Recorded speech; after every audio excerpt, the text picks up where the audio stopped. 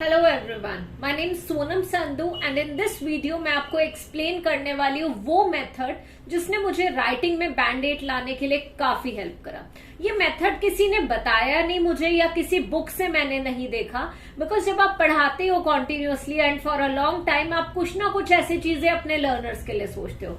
But इस particular time मुझे याद है एग्जाम से एक दिन पहले मैं सोच रही थी मुझे कुछ डिफरेंट करना चाहिए अपने एस्से के लिए एंड मुझे वेराइटी यूज करनी चाहिए सेंटेंसेस में, which I was actually using. But I was like कि यार एग्जाम में अगर मैं वहां पे टाइम भी लिमिटेड होता है और अगर मैं भूल गई कि कौन कौन से सेंटेंसेस यूज करने हैं तो क्या होगा। इसीलिए मैंने एक मेथड बनाया, पिक्स मेथड। ये पिक्स मेथड वो है जिसके बेसिस पे मैं वेराइटी यूज करती हूँ सेंटेंसेस में। Now talking about band eight in writing, यार अगर बैंड एड चाहिए तो हमें वेराइटी शो करनी पड़ती है। Not only variety in complex structures, not only variety in connectors, but also variety in sentence structures as well as lexical resources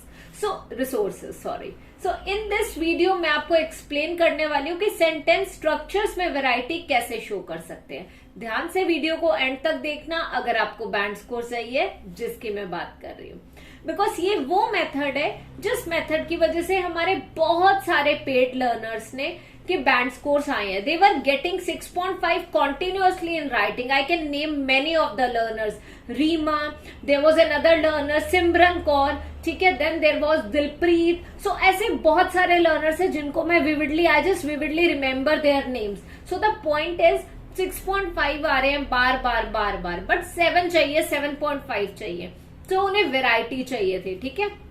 वो connectors में वेराइटी के लिए मेरा बैंड्स ब्रू वाला रूल फॉलो करते हैं। अगर अभी तक वीडियो नहीं देखी तो देख लेना, लिंक शो कर दूंगी मैं आपको, ठीक है, या तो डिस्क्रिप्शन में होगा नहीं तो स्क्रीन पे ही दिख जाएगा, ठीक है। अगर वो नहीं देखा तो देखो। नाउ ये जो पिक्स मेथड है ये है कि सेंटेंस स्ट्रक्चर्स अलग अलग यूज करने चाहिए। अगर आप किसी भी कैम्ब्रिज के सैंपल आंसर को देखोगे ना गाइस, तो उसमें वेराइटी है, अलग अलग सेंटेंस स्ट्रक्चर्स यूज करे हुए हैं एंड वो है कैम्ब्रिज में। अगर कैम्ब्रिज में ऐसा करा है तो why can't we? So whatever I have learn until today I can just give thanks, I can just pay my gratitude only to Cambridge, और I can only thank Cambridge, क्योंकि Cambridge के अलावा मैंने कुछ और कभी follow ही नहीं करा। So here we just have to follow the same. अब अगर आप चाहते हो कि बैंड एड आए, वीडियो को एंड तक जरूर देखना। सो पिक्स मेथड है वेराइटी इन सेंटेंस स्ट्रक्चर्स के लिए। इसमें जो फर्स्ट है P is for passive sentence. I believe now you all are able to see the screen. My picks method. I can say my because exam से एक दिन पहले मैंने ये मेथड बनाया एंड मैंने सोचा कि ये मैं क्वेश्चन पेपर पे लिखूंगी, जब मैं प्लानिंग करूंगी तो मैं भूलूंगी नहीं, और एक्चुअली मैं भूली नहीं और बैंड एड आए। सो पिक्स मेथड में P is for passive sentence, कि पैसिव स्ट्रक्चर यूज करना था मुझे राइटिंग में। Then I is for interrogative, जो कि बॉडी पैराग्राफ 2 की बिगनिंग में बहुत ही अच्छे से हम यूज कर सकते हैं। C is for conditional, compound, double comparative, अलग अलग स्ट्रक्चर कोई भी यूज कर सकते हो। आइडियली मैं कंडीशनल यूज करती हूँ, एक कंपाउंड यूज करती हूँ और डबल कंपैरेटिव भी यूज करती हूँ। And last S is for simple. एक सिंपल सेंटेंस भी होना चाहिए ना, पूरे एस्से में वेराइटी चाहिए। सारे ही लेंदी सेंटेंसेस है, कोई एक तो सिंपल सेंटेंस ऐड कर दो, दैट विल हेल्प यू। जैसे कि मैं मोस्ट ऑफ द केसेस में करती हूँ, it has been proven many times, ठीक है। कुछ भी सेंटेंस जो मुझे लगता है मैं एक सिंपल सेंटेंस जरूर इनकॉर्पोरेट करती हूँ राइटिंग में। Now watch the video until the end. So here we have passive sentence में यूज करती हूँ पैराफ्रेजिंग में, it's a must to do, ठीक है। सो ये एक वो सेंटेंस है which I incorporate in the introduction part. कैसे स्टार्ट करती हूँ? It has been debated by a major section of society that it has been speculated by a major section of society. It has been observed by many that. It has been speculated by many that. It has been speculated by a few that. It has been reckoned by a few that.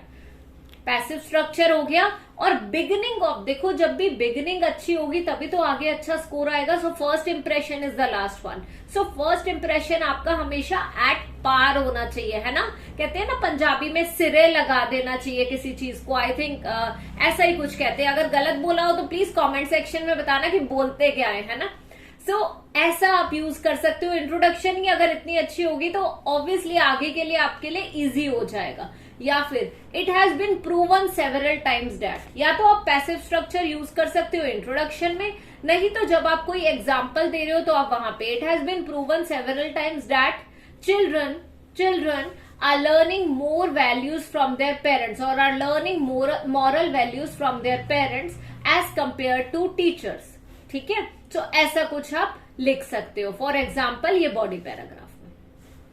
Now we have I interrogative. Interrogative sentence तो बस यार आंख बंद करके body paragraph 2 की beginning में use कर लो। Are there any other reasons behind this? Certainly there are. आप एग्री डिसएग्री ऐसे लिख रहे हो या टू व्हाट एक्सटेंट ऐसे लिख रहे हो, 70% एग्री कर रहे हो, 2 बॉडी पैराग्राफ्स बनाओगे टू व्हाट एक्सटेंट के लिए। जब 2 बॉडी पैराग्राफ्स बना रहे हो, फर्स्ट पैराग्राफ में रीजन बता दो, सेकंड में लिखो are there any other reasons behind this?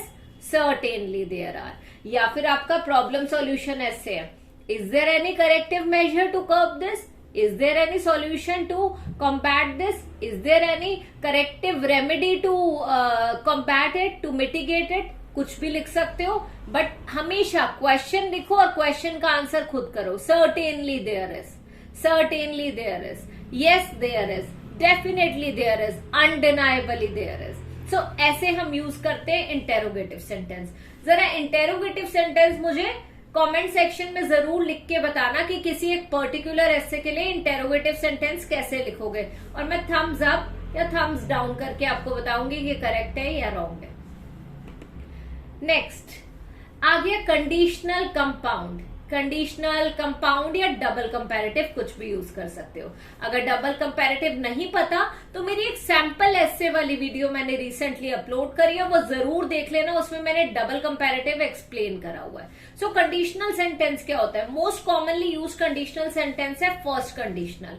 However you can also use third conditional, पर वो डिपेंड करता है। अगर पास्ट में किसी सिचुएशन की बात करें तो आप थर्ड कंडीशनल भी यूज कर सकते हो। सो फर्स्ट कंडीशनल कैसे यूज करना है?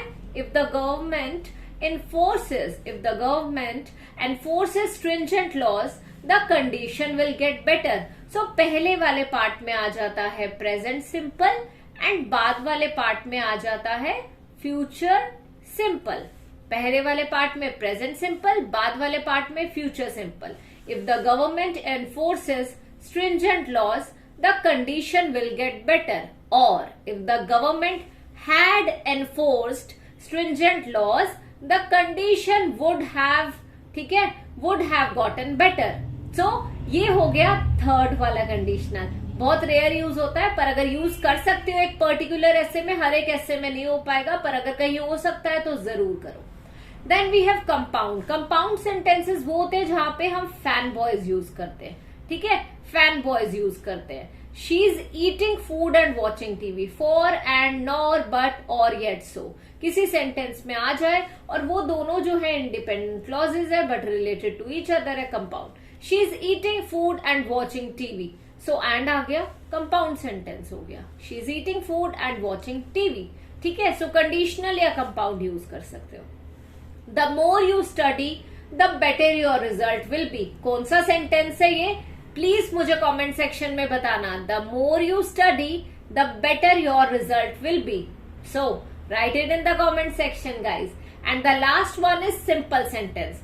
the government is implementing stringent laws। ठीक है, या फिर it has been proven several times। it has been proven several times। ठीक है, सो कुछ भी यूज कर सकते हो। एक सिंपल सेंटेंस पूरे हिस्से में होना चाहिए, चाहे आपकी रिक्वायरमेंट बैंड 8 की ही क्यों ना हो, फिर भी एक सिंपल सेंटेंस जरूर इनकॉर्पोरेट करो। सो गाइज, ये है मेरा short and sweet yet powerful PICS method, जिसकी वजह से easily you can score band 8। अब बहुत सारे लर्नर्स ऐसे कमेंट करते हैं, मैम मैंने पिक्स भी यूज करा, बैंड ब्रू भी यूज करा, बैंड 8 नहीं आए। प्लीज मुझे ये बताइए, आपके आइडियाज ठीक थे और ग्रामर ठीक थी? अगर वो दोनों ठीक होंगे तभी आएंगे ना। आपने लेक्सिकल रिसोर्सेज भी यूज करे थे, because writing is about complex structures, connectors, variety in vocabulary, difficult words, understanding the question properly, proper ideas। सब कुछ मिला के राइटिंग मॉड्यूल आपका परफेक्ट होता है। So that's all for today's video. I hope आपको ये वीडियो पसंद आई हो, और अगर एक्चुअली आई है तो अप्रिशिएट करा करो यार। हर किसी को अप्रिसिएशन अच्छी लगती है, पता चलना चाहिए कि आपको पसंद आई है, so that I can make more videos like such.